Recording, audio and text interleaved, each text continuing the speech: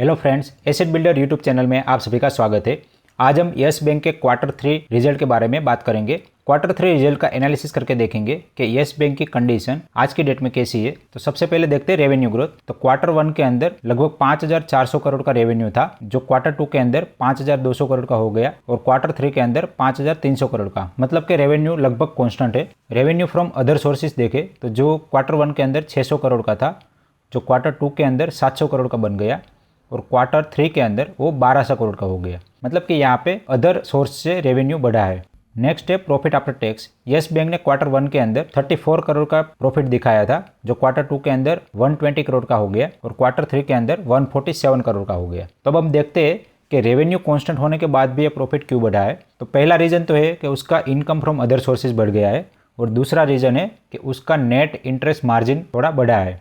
तो आप यहाँ पे देख सकते हैं कि जो Q1 के अंदर नेट इंटरेस्ट मार्जिन था वो 3% था, Q2 के अंदर 3.1% हो गया और Q3 के अंदर 3.4% हो गया। अभी जो नेट इंटरेस्ट मार्जिन है वो सभी बैंकों के लिए बहुत ही इंपॉर्टेंट पैरामीटर है, क्योंकि कोई भी बैंक का सबसे बड़ा अर्निंग का जो सोर्स है वो अपने ऑपरेशन से होता है और उनका बिजनेस है। और बैंक का बिजनेस जनरली ऐसा होता है कि वो लोगों से डिपॉजिट के तौर पे पैसे लेते हैं और लोन के तौर पे पैसे लोगों को देते हैं। तो इसके बीच के अंदर जो उसका इंटरेस्ट मार्जिन होगा वो उसका हो जाता है नेट इंटरेस्ट मार्जिन, और वही उसका प्रॉफिट है।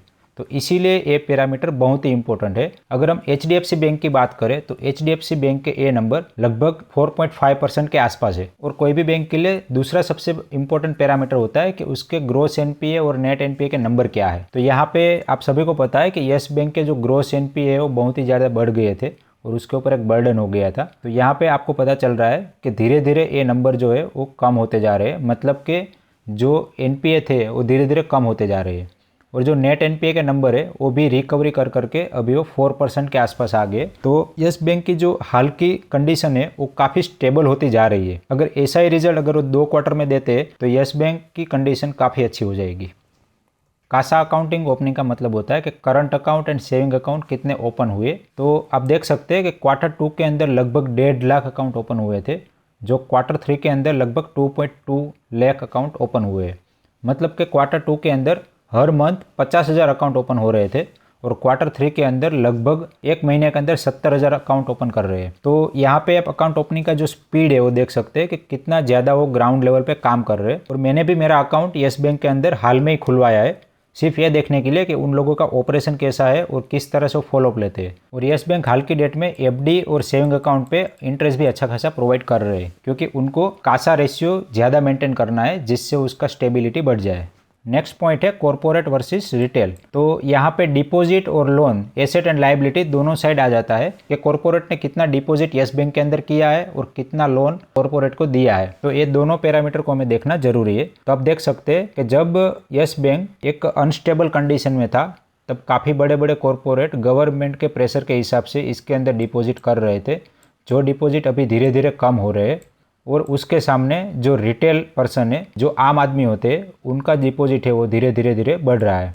तो ये एक पॉजिटिव साइन है यस बैंक के लिए, क्योंकि कॉरपोरेट डिपॉजिट जो है वो बहुत ही बड़ी अमाउंट में होती है। अगर कोई भी कॉरपोरेट अपने बिजनेस के यूज़ के लिए वो डिपॉजिट निकाल लेते हैं तो वहाँ पे यस बैंक की जो डिपॉजिट का रेशियो है वो बहुत ही जल्दी से कम होता है और वो बैंक को अनस्टेबल कर सकता है। जबकि सामने की ओर रिटेल का जो डिपॉजिट है उतना ज़्यादा अमाउंट में नहीं निकलता और एक कैश फ्लो मेंटेन रहता है, जिसकी वजह से रिटेल का जो डिपॉजिट है वो बहुत ही ज़्यादा इंपॉर्टेंट है। अगर सामने की ओर हम लोन की बात करें तो वहाँ पर भी कॉरपोरेट को अगर यस बैंक लोन देता है और रिटेल को लोन देता है तो सबसे ज़्यादा फायदा है रिटेल को लोन देने में, क्योंकि रिटेल लोग जो लोन लेते हैं वो अपनी पर्सनल लायबिलिटी पे लोन लेते हैं और ज़्यादातर वो लोन चुका देते हैं। जबकि सामने की ओर कॉरपोरेट की लोन जो होती है वो बहुत ही बड़ी अमाउंट की होती है। और आपने देखा कि यस बैंक के केस में जो लोन डिफ़ॉल्ट हुए वो बड़ी बड़ी कॉरपोरेट के ही हुए, और जब कॉरपोरेट लोन डिफ़ॉल्ट करते तो बहुत ही बड़ा झटका एक साथ लगता है। तो यहाँ पे ये भी देखना जरूरी है कि अगर रिटेल का लोन ज़्यादा होगा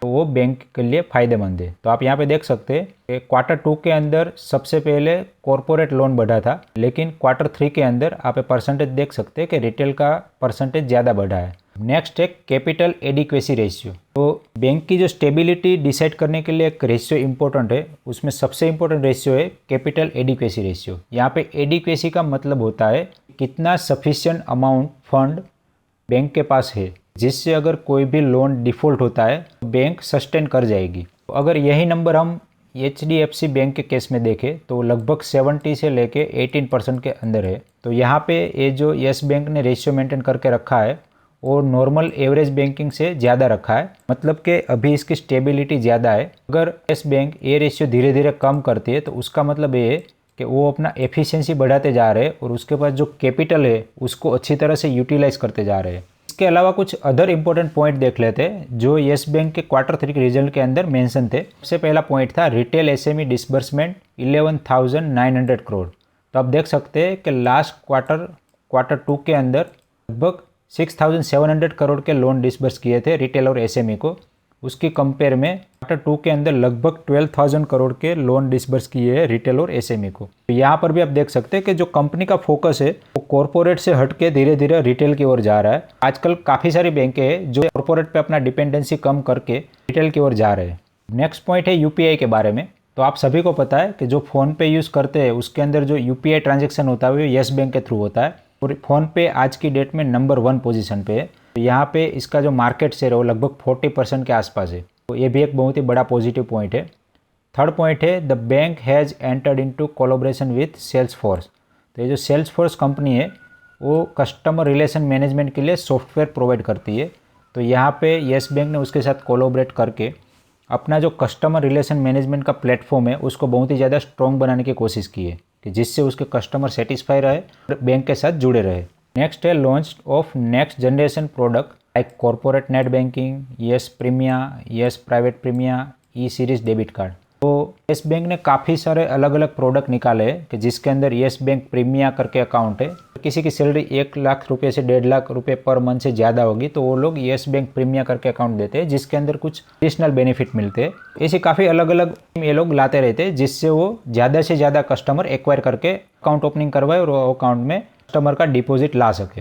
लास्ट पॉइंट है कि बोर्ड मीटिंग के अंदर एक बहुत ही इंपॉर्टेंट पॉइंट डिस्कस हुआ था जिसके बारे में जानना आपके लिए ज़रूरी है कि यस बैंक 10,000 करोड़ रुपया रेज करना चाहती है। तो ये रेज करने के लिए उनके पास काफ़ी सारे रास्ते हैं, qualified institution, placement, right issue. तो आपने देखा होगा कि यस बैंक 12 रुपये की प्राइस पे 15,000 करोड़ रुपये का राइट इश्यू लेके आई थी। उसके बाद उसका जो शेयर प्राइस 25 रुपये के आसपास कंसोलिडेट हो रहा था वो डाउन होकर 12 रुपीज़ आ गया था।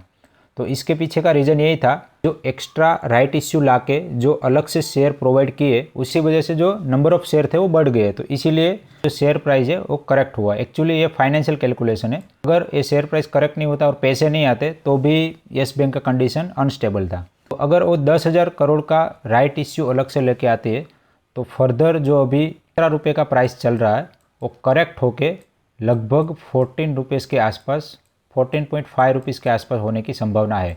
क्योंकि अगर एडिशनल 10,000 करोड़ रुपए का राइट इश्यू लेके आते हैं अभी जो यस बैंक का मार्केट कैप है वो लगभग 30,000 करोड़ है।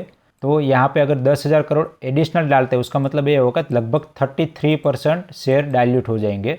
तो आपके पास जो भी शेयर है उसका वैल्यू लगभग 33% कम हो जाएगा। लेकिन सामने की ओर जो 10,000 करोड़ रुपये आ रहे हैं उसकी वजह से यस बैंक की फाइनेंशियल कंडीशन भी अच्छी हो जाएगी। ये दोनों चीज़ों का कैलकुलेशन अगर हम करके देखें तो यस बैंक का शेयर प्राइस 14 से लेकर 14.5 के आसपास आने की संभावना है।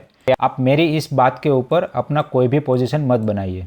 लास्ट में शेयर होल्डिंग पैटर्न भी देख लेते हैं। यहाँ पे प्रमोटर का शेयर होल्डिंग तो लगभग 0 हो ही गया है लास्ट 3 क्वार्टर से। उसके बाद आते हैं FII। तो FII ने अपना जो होल्डिंग है वो 11% से बढ़ा के 15% किया है। DII ने अपना होल्डिंग थोड़ा सा कम करके 47% कर दिया है। और सबसे लास्ट में अदर जिसके अंदर आम पब्लिक आती है तो आम पब्लिक ने अपना शेयर होल्डिंग थोड़ा सा कम किया है। यहाँ से पता चलता है कि जो शेयर होल्डिंग कम हुआ है वो FII के पास चला गया है। FII के पास शेयर होल्डिंग चला जाता है तो उसका मतलब ये है ये जो शेयर है वो आगे जाके बढ़ने के चांसेस ज़्यादा है। यहाँ पे मैं Q1 का डेटा कंसीडर नहीं कर रहा हूँ क्योंकि Q1 में जो 15,000 करोड़ का राइट इश्यू आया था उसके बाद से शेयर होल्डिंग पैटर्न चेंज हो गया था। Q3 रिजल्ट देखने के बाद एक बार इसका चार्ट पैटर्न भी हम देख लेते।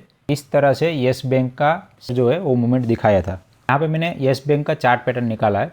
तो आप देख सकते हैं कि जब राइट इश्यू आया था जुलाई के अंदर से वो शेयर प्राइस डाउन में ही जा रहा है, लगभग से लेके 16 के बीच में कंसोलिडेट कर रहा था। उसके बाद Q2 के जब रिजल्ट आए से लेकर वो कंटिन्यूसली अप जा रहा था। उसके बाद यहाँ पे अभी ₹17 के प्राइस के आसपास वो कंसोलिडेट कर रहा है। आशा करता हूँ कि येस बैंक के बारे में जो Q3 रिजल्ट को आपको जानकारी दी वो पूरा समझ में आ गया होगा। अगर येस बैंक फाइनेंशियल ईयर 21 के Q4 के अंदर भी अच्छा परफॉर्मेंस दिखाती है, उनकी जो कंडीशन है वो काफ़ी स्टेबल हो सकती है। आप येस बैंक के अंदर जो भी अपना डिसीजन ले वो आप अपने फाइनेंशियल एडवाइजर से पूछ के या फिर आप अपने एनालिसिस के हिसाब से लीजिए। वीडियो के मेरा मकसद सिर्फ यही था कि Q3 के अंदर नंबर कैसे आए, उसका क्या कंक्लूजन निकल सकता है वो दिखाने का था। कि मेरा डायरेक्टली कोई भी एडवाइस नहीं था। आशा करता हूँ कि इस वीडियो के अंदर दी गई सभी जानकारी आपको समझ में आ गई होगी। ऐसे ही इंटरेस्टिंग वीडियो को देखने के लिए मेरे चैनल को सब्सक्राइब करिए। अगर आपको ये वीडियो पसंद आया हो तो वीडियो को लाइक करिए। वीडियो को एंड तक देखने के लिए आप सभी का धन्यवाद।